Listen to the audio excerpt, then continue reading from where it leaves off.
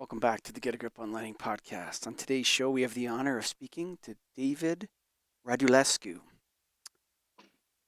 the first attorney in our over 300 episodes. Yeah, that's correct. Normally, hmm if you're talking to an attorney, you have a problem. Well, not today. As you'll hear, he's a longtime friend of the lighting industry. First, some background. He's been litigating patents for over 30 years. Prior to getting his law degree from Columbia University, he got a PhD in electrical engineering from Cornell, where he focused on the semiconductors that eventually became the backbone of the LED lighting industry. After law school, he worked for some of the largest international law firms in the world, and 10 years ago, he opened his own firm, Radulescu LLP, a patent litigation firm with offices in New York City and Texas. The following statistic is probably the most impressive and explains why we are so thrilled to have him here today. Over his 30-plus year career, he has litigated more than 75 LED patent cases involving over 150 LED patents. That's a lot. That is more than any other attorney in the US by probably an order of magnitude. His client list and experience with LED lighting, the LED lighting industry goes back 30 years, so he has a lot of perspective on our industry, which we will try to get into here today as much as we can. And even though I asked him in the preview to this how to pronounce his name, I probably screwed it up anyway, Greg Eric. Shoot. But Close enough. yeah, thank you. I'll tell you this before you guys, or after the show or whatever, kindly check out KeystoneTech.com, Greg Eric. That's KeystoneTech.com. That's right, man. One fixture does it all, and I mean that with their area lights. They have their optic swap, new technology. The only ones I've seen that are doing that right now. Type 3, Type 4, Type 5 distributions come in the box. You can't always assume all area lights should be the same distribution type. They have distribution types for a reason, and Keystone proves it right there by giving you all those. Also, power select, color select, different colors, Kelvin temps, and they give you the mounting kits that go with it. Everything you need for an area light, Keystone's got. Get down there, KeystoneTech.com. You know, I say it always, all the time, the big easy, light made easy. And of course, they're members. We're members, Greg and I, of the National Association of Innovative Lighting Distributors. Your voice, that's right, lighting distributors. Your voice to the world, to bring our knowledge, the distributors' knowledge, the people, the boots on the ground, the people that go look at the light fixtures, the people that find that driver, the people that are trying to find that bulb for people. We need a voice, and nailed is your voice, Greg Eric. It's your voice. That's what it's there for. Join Check us. us out. NALD.org convention in September. Welcome to the show, David. Thank you. Such a pleasure to be here. And as a That lawyer, was a, always happy to have an audience. and that is an interesting thing. We haven't had a lawyer on. There's plenty of reason we should. When you Mm, look at the lighting industry and especially the LED, well, maybe even before LED, but the LED lighting and what's all gone on there. A lot of patent wars going on. mm. You're involved in them. Are you on the front lines? What's your job? Are you the general? What do you do over there? I hope to be involved in every patent litigation involving LED technology, whether it's the plaintiff side or the defense side. Hmm. Hmm. And you've been involved in, you said, over 150 cases or 75 cases with So 150 it's patents? it's 75 cases, and it's probably more like 200 patents. But it all started, of course, back when the commercial LEDs first came out in consumer products. This is when turns out it's the blue LED Mm-hmm. was created by a Nobel Prize winner, and he worked for a company called Nichia back in the 90s. Yeah. And that inventor, Shuji Nakamura, defected to the US, became a professor at the University of California at Santa Barbara, joined a Cree startup. And when those first commercial products came out that Cree was selling, there was the first patent suit filed by Nichia against Cree that ended up in a war across the world between Cree and Nichia in probably half a dozen cases that I was involved with, maybe 4 or 5 in the US, 2 in Japan, 1 in Germany. And that dispute lasted for 3 years. And I was fortunate enough to end up getting a phone call to get involved with it because I think I was the only lawyer that knew something about it was gallium nitride at the time. And it's because I gave a talk at Cornell, and in that audience was Shuji Nakamura and John Edmond, a founder of Cree. And when they got sued, I got a phone call, got involved, and I've been fortunate enough to be involved in, most of these important large cases over the past, 20 years that started in chips. And then about 10 years ago, as the commercial light bulbs and fixtures came out, there were and are still, ongoing patent litigations involving the fixtures and the light bulbs. The chip wars, as we call them, lasted for about 10 years. And as I said, because of my success for Cree, when Nichia went after the largest Korean LED They chip hired maker, you. Seoul Semi, I got hired. And So then Cree won. after So Cree won the chip wars. Cree was the largest at the time, the largest US successful blue LED and eventually white LED maker, and they and Nichia settled their dispute after years of litigation, which I will take some credit for in terms of that settlement. In the And then courtroom. Nichia They were in in the the courtroom. courtroom, So you guys had a in the judge courtroom. and you were arguing about gallium nitrate to a judge in front, like another lawyer's like, well, that's our gallium nitrate. No, it's like, how does this all go out? Like, I mean, what are they arguing about? They're arguing about technology. They're arguing about who was first at developing these LED chip technologies. And because Shuji Nakamura left Nichia and went to a Cree startup in California, there ended up being a trade secret dispute, an allegation that the trade secrets from Nichia made their way to the US, and we were successful in getting those claims completely dismissed on summary judgment. Did Shuji actually invent the LED chip in Japan? I don't even know this, or was it in US? So the thing that spawned this whole industry turned out to be the ability to put a chemical in gallium nitride and have it stay in there and not get sort of lost. And he was the one that figured out that the problem in the 1990s was that hydrogen was getting into these chips and neutralizing these impurities. And as a result, the gallium nitride semiconductor was essentially dead. He figured out, I got to do processing to keep the hydrogen out. And because of the high temperatures that are involved, he used nitrogen instead. And he was the one that found out how to keep that so-called dopant in there without killing it. And as a result, massive blue light came out of this material.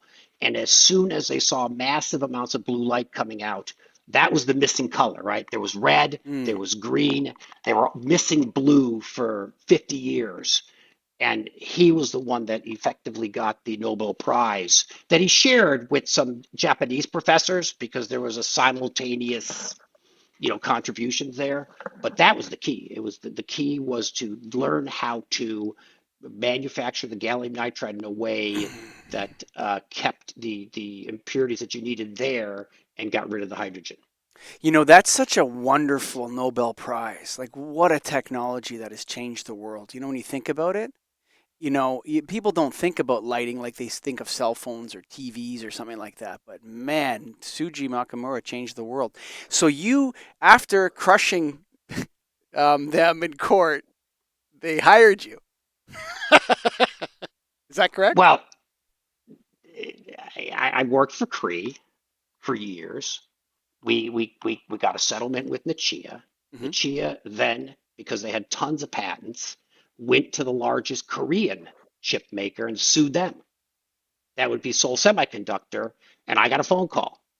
And I've been working for Seoul Semiconductor for the last 15 years now. I actively have a ton of cases right now that we're doing for Seoul Semi. We got their settlement with Nichia. And after that settlement, Nichia then went to the largest Taiwanese chip maker or packager, and that was Everlight. And I ended up getting a phone call to help Everlight and file their suit in the US against Nichia. And the rest is sort of history in the sense of that was really the end of the chip wars, those three major wars. That was probably 2012 or so. Mm-hmm. And ever since then, the chip patent litigations is primarily non-practicing entities that have acquired patents from some of these chip makers and others, and now are effectively just going after anyone making and selling light bulbs or fixtures. There's what we call non-practicing entity patent litigation, where those companies are companies that all they do is own patents, right? They don't make any products, and they're just going after companies that are selling fixtures. And so that's a transition that occurred back about 10 years ago, and it's been hot and heavy ever since. So you're not a friend of Nichia's. Oh, That's safe to say. No, not a friend of Not at all. Nichia's. so Right. let me ask something. Are you collegial with the lawyers on the other side that are representing Nichia? Like, are you guys buddies? Do you have drinks and bars afterwards over there? Always collegial with my adversary, right? There you There's go. no reason not to. You know, Do I have to take you behind the building and beat you up again, man? Because we've already done this. We've done it in Taiwan. We did it in Japan. We did it in Korea. You want to do it again here? That's hilarious. Okay, so I do want to ask one okay, more go thing ahead, about Greg. that, just because I'm curious. So going back to the beginning, the whole reason for the case was Shuji went to Cree and wanted to start that, and Nichia said, "No, we own the patent that he developed with us, and we are going to keep it. We don't want anybody else to have it." Is that basically it? basically the story. And he came to the U.S. He was recruited by the University of California at Santa Barbara. They have the top gallium nitride LED group in the world. And so the professors there recruited him, and he joined the faculty at UCSB. The UCSB is fairly known for the number of Nobel Prizes on their faculty. And as a faculty member, which is common in a lot of universities, you could do 1 day a week outside work. And so he ended up being a co-principal founder of a company that was acquired by Cree, right? Got it. Okay. Interesting. So, um, when I think about this from a business perspective, and I don't know if you can comment on this, but how much revenue, like, these guys might cut a deal. Like, let's say one of your clients would lose, say, to a company out there. I don't know which one, doesn't matter. And then they agree to pay a licensing fee. How much revenue from some of these companies are licensing patents? Like, how much, like, is it 15% of a company's revenue sometimes? Is it 40% of a company, or is it just a little bit? So maybe you got to split the world up into the LED patents, just directed to the LED chip, Okay. right? And as you know, there's a handful of companies that are making them, right?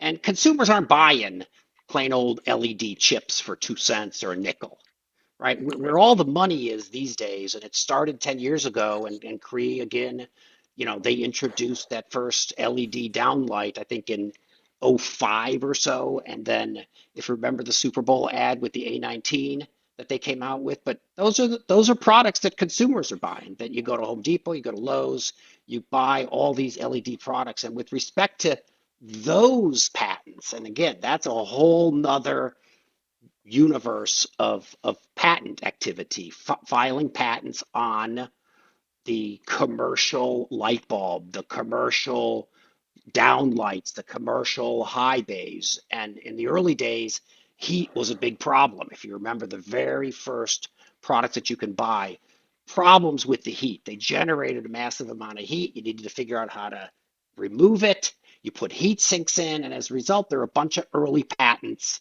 on design LED fixture and bulb designs with a lot of metal parts to extract the heat, And those patents are all out there and being asserted still.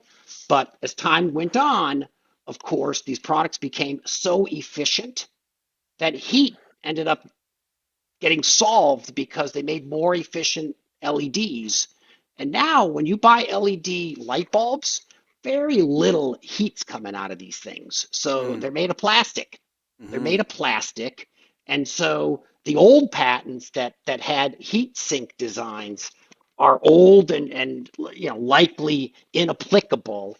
The new generation of light bulbs and fixtures have very little heat sinking you know, issues. They're more directed to how cheaply you can make these things, right? How cheap and how easy can you make these things without a lot of parts? If you actually look at the filament light bulbs, the A19 filament light bulbs, the ones that have the yellow strips, those things look pretty damn close to Edison bulbs, right? The A19 Edison bulbs. And it's only been in the last couple years because the effort went into designing a light bulb that was more easily assemblable, makeable, manufacturable, cheaper, and still creating a lot of light and doing it with very minimal watts, right? The amount of wattage drawn on these products are 3 watts, 6 watts, 9 watts, 12 watts. And all of this technology is being sold in stores, right? Every couple of years is a new, later and greater design. And as these products are being sold more and more of, there's more and more patents being issued and more litigation over these type of products. Right? So that's the second type. And then with respect to your question of the royalty percentages, yes, I think it's pretty common in I'll say the light bulb and fixture business to talk about patent licenses, real patent licenses that are 3, 4, or 5% of the really. sale price. So Yeah, it's related to the that's revenue. So you sell it for $100, you're getting 3 to 5% if you invented it from them. if it's a fixture and the patent's directed to a fixture, it's $100 royalty base. And you could convince someone to pay you 3, 4, 5%. Obviously, if you're a patent holder and you go to court and it's a competitor, why not argue 10%? Why not argue 15%? This is where the lawyers come into play with respect to trying to protect that massive investment Is there a on the business patentee model? side. Is there a business model for some companies to crank out patents like crazy and then look for people to sue? Is that a business model? Do people do that?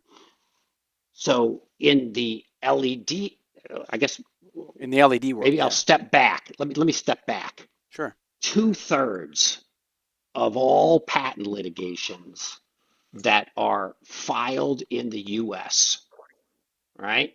There's about 7,000 per year.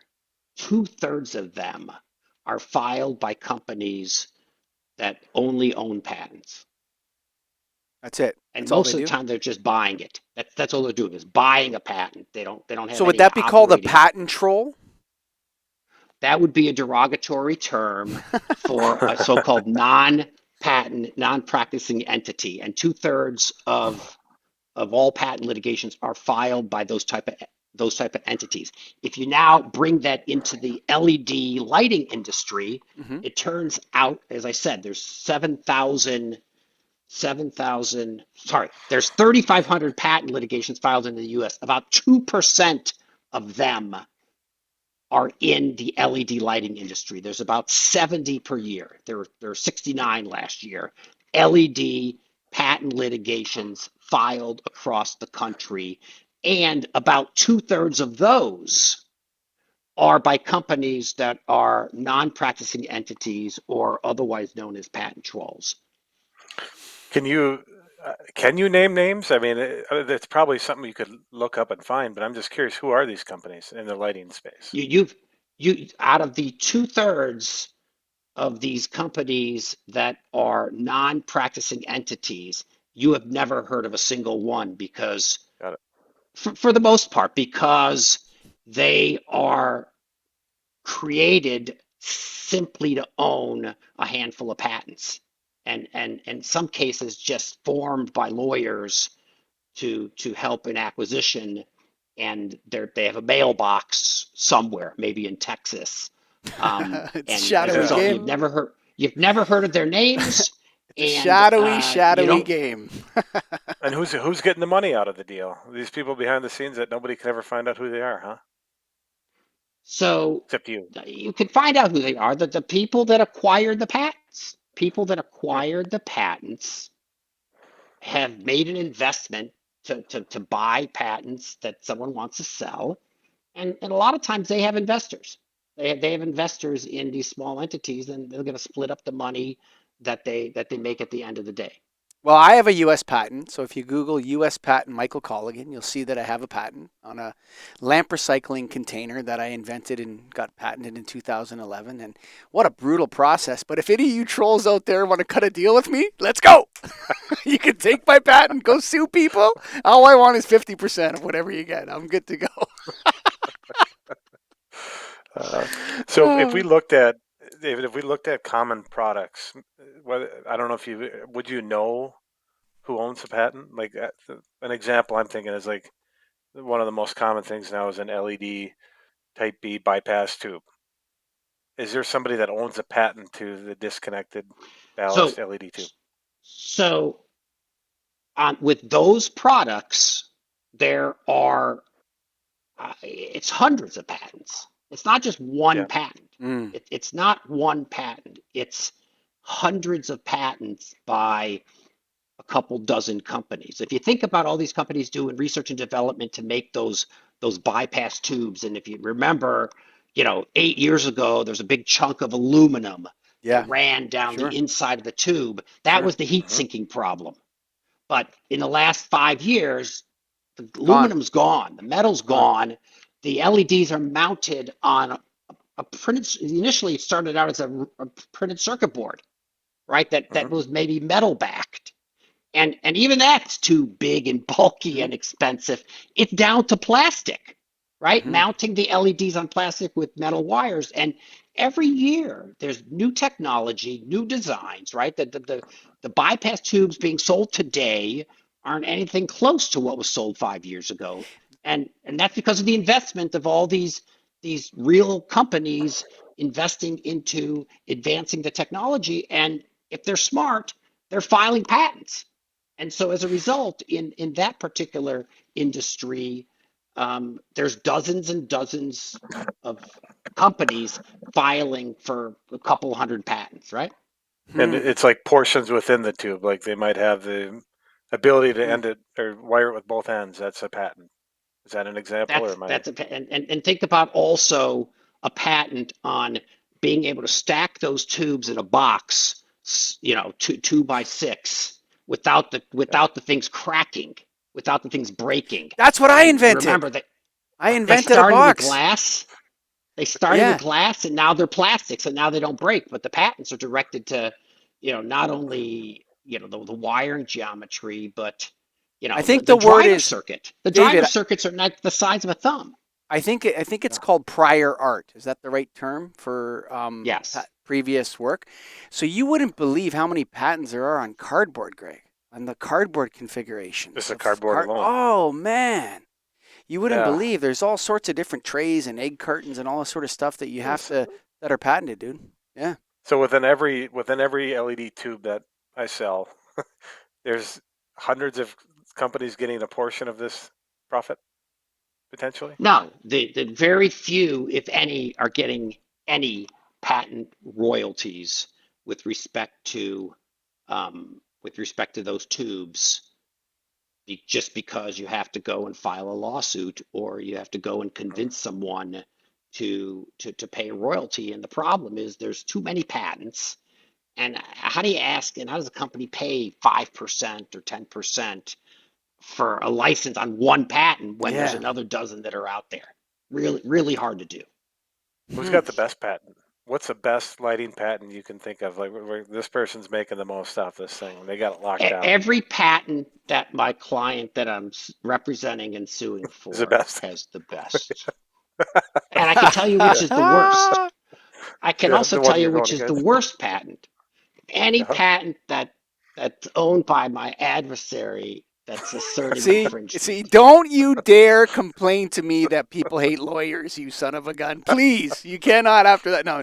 So, let's talk. You said in your notes here, you said Texas is a hotbed. I wouldn't expect Texas to be a hotbed. I think, Yeah. Delaware or, New York or something. No, tell us what the heck's going on in So Texas, David. Texas, it was, there's a lot of history, but going back 15 years, what happened was the judges and the court down in Texas decided they're going to make it very efficient and I'll say economical for companies to file a patent suit in Texas because they're going to have uniform rules. They're going to have predictable rules on the logistics of the lawsuit and the process to go to trial. They are going to have um, a fast, a predictable schedule to go to trial. Like in other words, you file here, we'll get you a trial within a year and a half.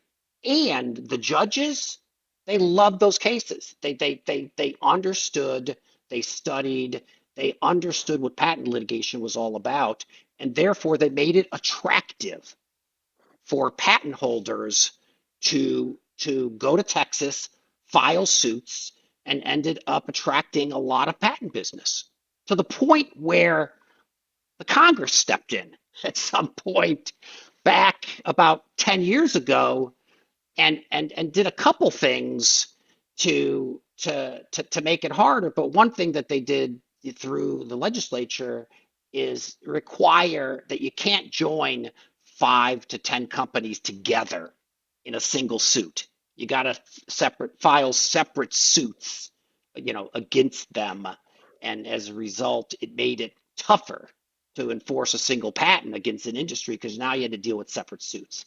That's Congress stepping in.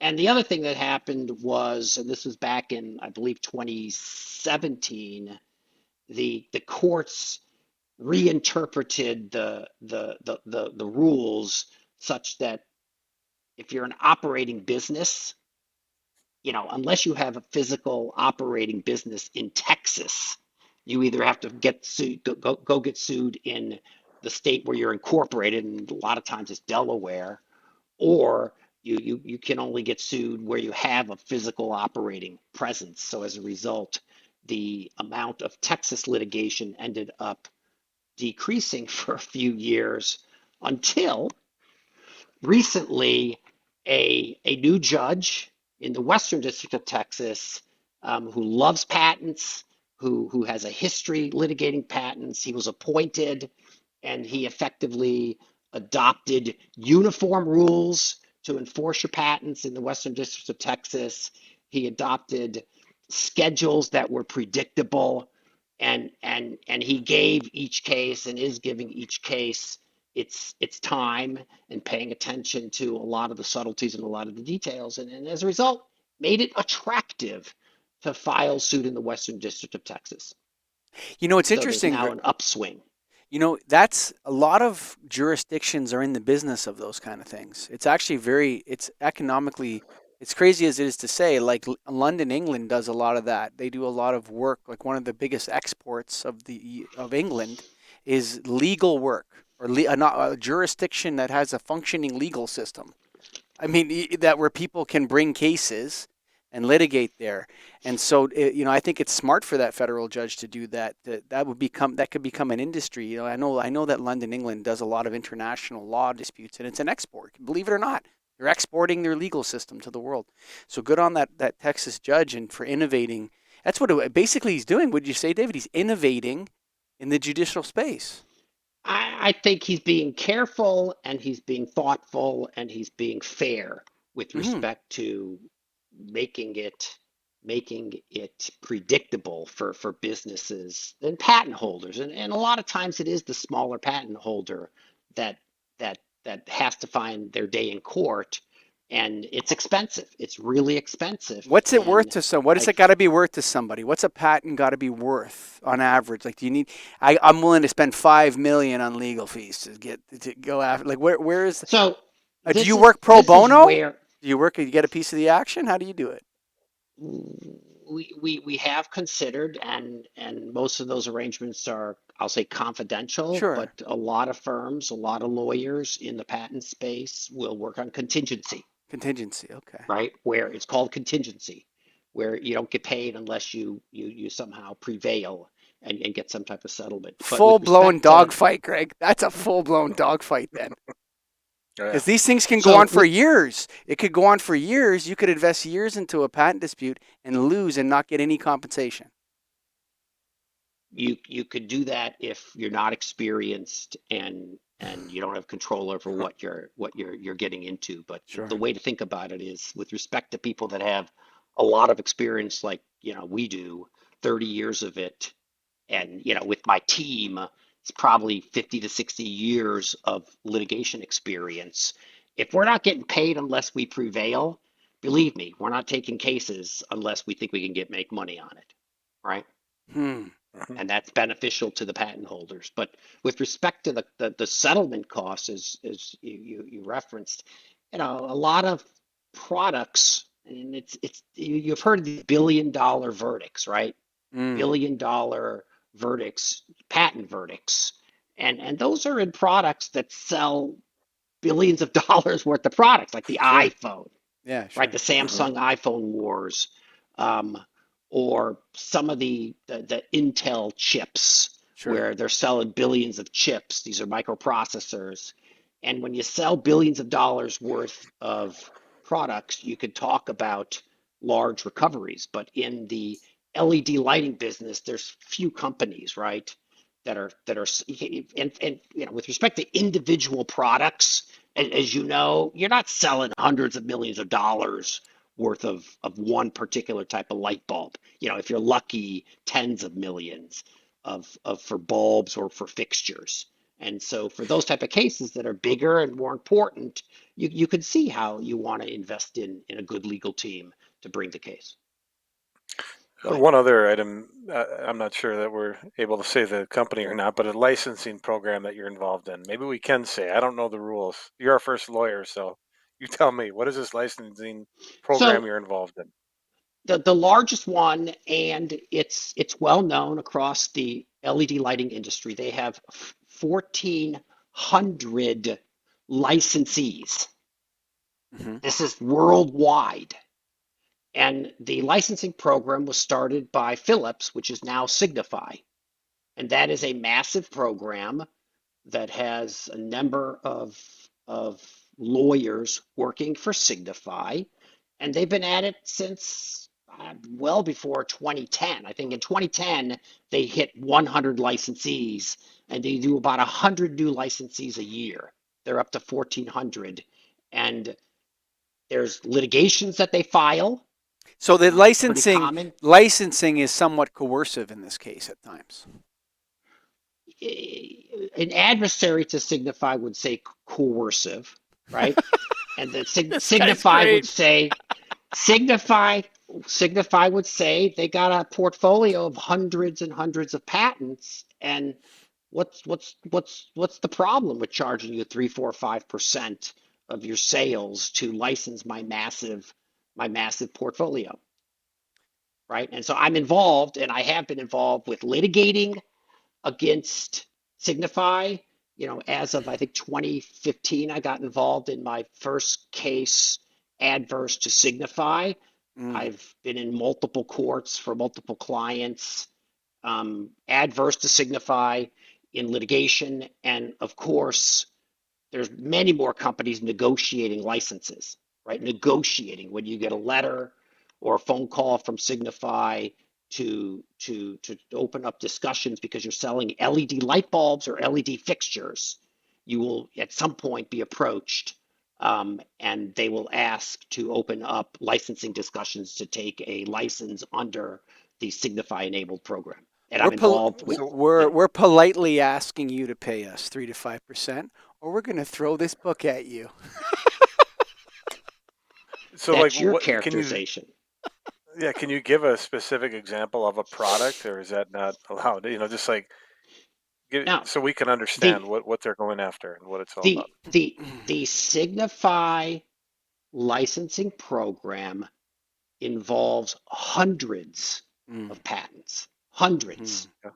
and it may be over 1,000 mhm, in all different areas of technology.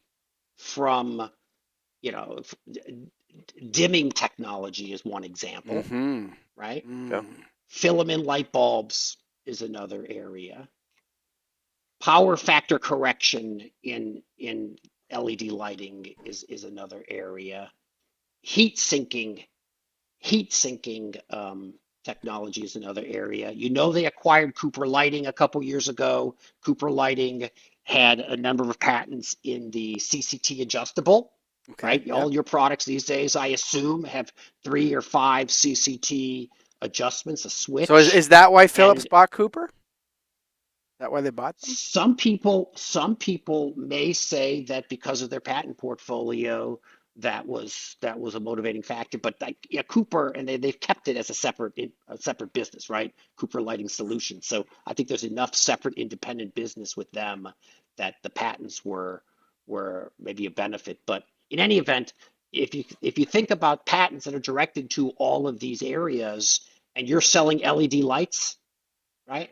You're conflicting with what they would say their patented technology. So you need to have a license, and it's for virtually all of your LED based products. Hmm. So do you have a top five list of lighting manufacturers in terms of who has the most patents? And not, I'm not talking the trolls. We don't know the names of Signify. I know that name. Are they the number one of names that we know? Or does Acuity have Well, more, or do you know what list it is? so I guess the way to do it is to ask like who is active in the LED patent litigation space, right? In terms of if you're making or selling, we'll stick with light bulbs and fixtures as opposed to chips, right? Because Sure. I talked about the chip wars that are long gone. With respect to the top players, like Acuity's not involved in filing litigations over their patents, but Signify is, right? And You got if to get in the I game, just Acuity. Get in the game. Call. Pronounce your last name. Radulescu. Did I get it right? Radulescu. So it's Radulescu. also known as LLP. radip.com. Call them up. Get in the game. radip.com. Get in the easy money. Easy money. 3%, 3 to 5% is all you got to pay, and then you can make your little light fixture, sucker. Yeah, easy And money I with the. This is so hilarious. I'm not laughing. I'm not. what I'm saying is that unless you understand that business and the intellectual property business, it seems to out like people that sell light bulbs like us, like a little bit of rent seeking. You understand what I mean? Like there might be right. some resentment out there towards this type of business behavior, but it is what it is. It's the law. It's Right. the way it works. And and if I I monitor every single, in my webinar that I give every year, and it turns out I counted them up. It was 7 of them. For the past 7 years, every year I present for an hour and a half or so on the landscape in LED lighting with respect to patents, right? And so I've been following these patent cases, and I'm involved in as many as that I can get involved with. But if you look at the main LED lighting players and ask who are the top 5, right?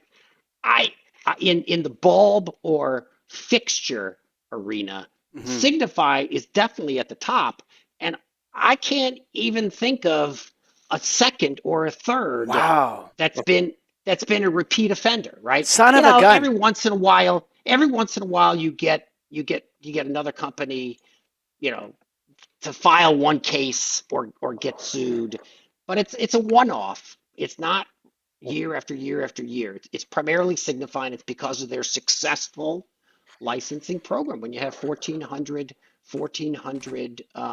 licensees, the rest of these lighting companies, right? The rest of these lighting companies are busy pushing the envelope on technology. They're busy trying to figure out how can I get my products manufactured cheap enough and how can I get them into the US, given that most of them are made in Asia. But they're busy doing regular manufacturing and sales, not dealing So with looking at their patent portfolio and filing suits on it. can I create a little description? Right. So you all remember about the Nord Stream pipeline that got blown up, right? So this Right. is the Dutch Revenge pipeline, which sends a pipe all the way to the United States where money flows back from every light bulb in the world that's made in the United States or whatever, and it flows right into the country of the Netherlands. Is that a correct description?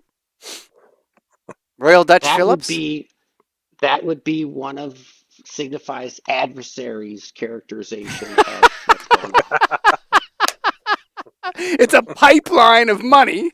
It hooks up to the lighting industry screw and the United States, and it sucks the money right under the Atlantic Ocean and right into the hands of the Europeans, the Dutch. And I'm sure we played the same games, David, on the other way around.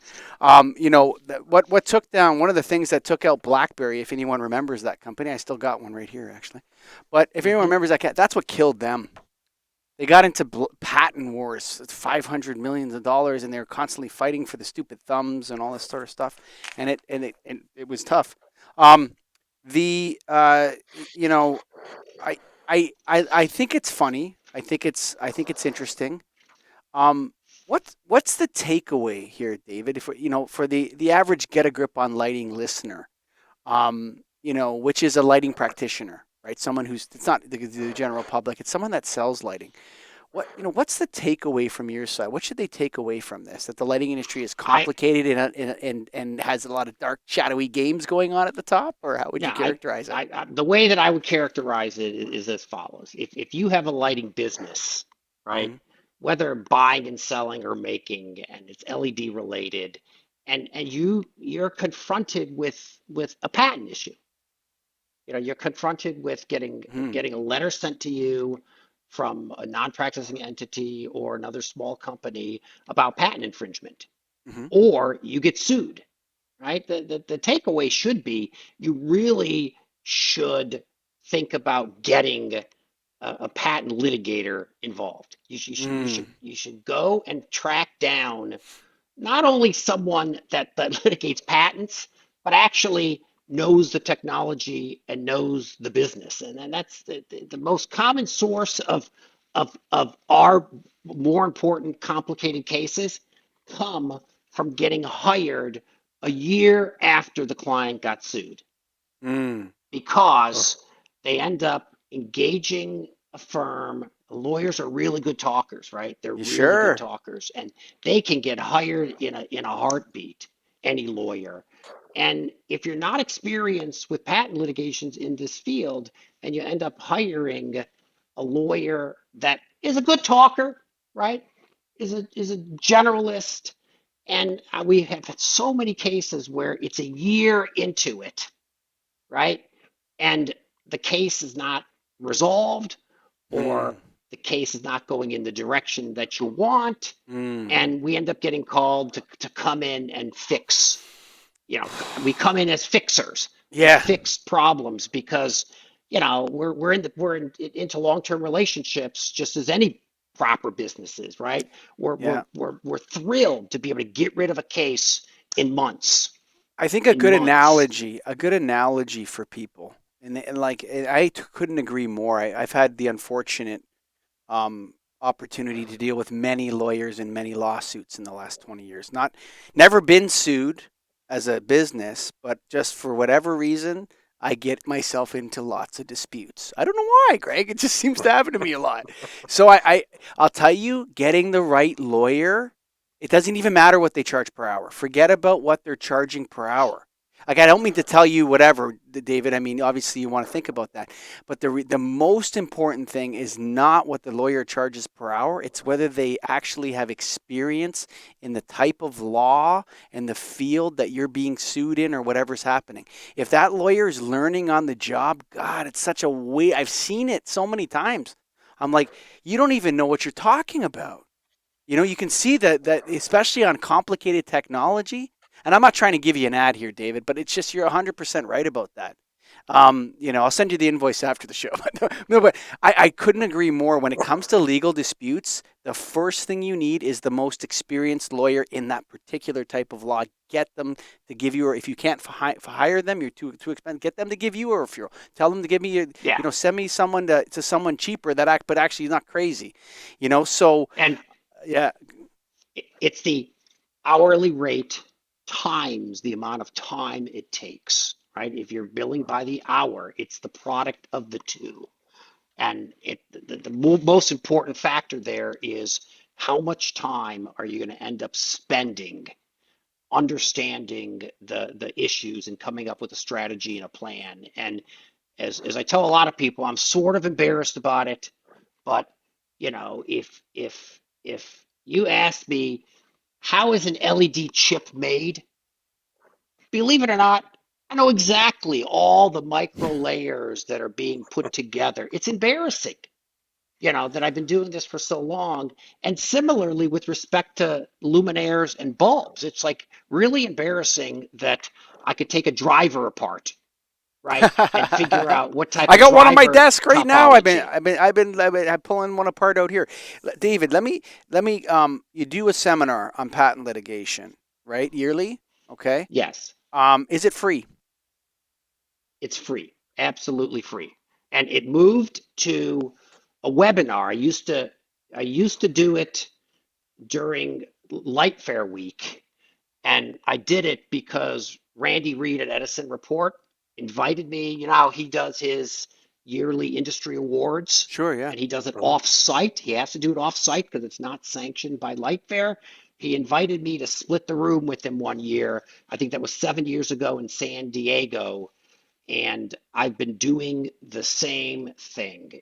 It usually has been off site at Light Fair. And believe it or not, we get 75 to 100 people. I don't blame you. and Yeah, for and it sure. moved in 2020 to online, and again 75 to 100 people on a Zoom webinar with 100 slides that I'm going through in an hour and a half. Hmm. And I've gotten business out of it. I've gotten people that went home, told their general counsel or CEO that there's this guy that actually knows something about LED patent litigation, and I have taken over cases, because of this webinar. And one of my stories goes that, the founder of Fine Light, Jerry Mm-hmm. Mixedall, he Mm-hmm. attended one. He went home, told not his company, but someone else to give me a call because those companies were in a litigation for a year. And I got hired in 3 separate cases. It was like a 3-for-1. Got hired by Green Creative, got hired by Thousand Bulbs in So Texas you're at the allowed to American disclose Pedersen. all this on our show, and there's no chance of us getting I sued. can because these are great companies. These are great companies. Mhm. Green Creative, thousandbulbs.com, and then Fanlight or Plus Right All right, was counselor. the third one.